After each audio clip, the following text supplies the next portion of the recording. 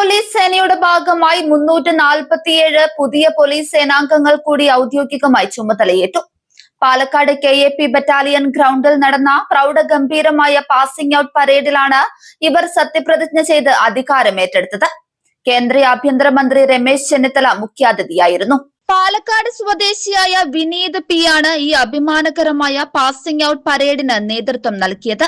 KAP 2 Palakkad, KAP 5 Idukki, KAP 4 Kannur, Malabar special police, MSP Malappuram തുടങ്ങിയ വിവിധ ബറ്റാലിയനുകളിൽ നിന്നുള്ള റിക്രൂട്ടുകളാണ് ഈ ബാച്ചിൽ പരിശീലനം പൂർത്തിയാക്കിയത്. ശാരീരികക്ഷമത, നിയമപഠനം, സൈബർ സുരക്ഷ, ദുരന്ത നിവാരണം, പൊതുജനങ്ങളോടുള്ള പെരുമാറ്റം എന്നിവയിലൂന്നിയ കഠിനമായ കമാൻഡോ ട്രെയിനിംഗ് ആണ് ഇവർക്ക് ലഭിച്ചത്. പൊതുജനങ്ങൾക്ക് മികച്ച സുരക്ഷയൊരുക്കാനും ക്രമസമാധാനം കാത്തുസൂക്ഷിക്കാനും ഈ പുതിയ ബാച്ച് സേനയ്ക്ക് കൂടുതൽ കരുത്തേക്കും. News desk 99 news Palakkad.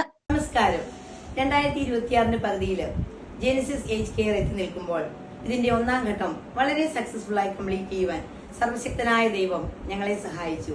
ചില മാസങ്ങൾ മാത്രമേ ആയിട്ടുള്ളൂ ജെനിസിസ് ഗാർഡിന്റെ പ്രവർത്തനങ്ങൾ ആരംഭിച്ചിട്ട്.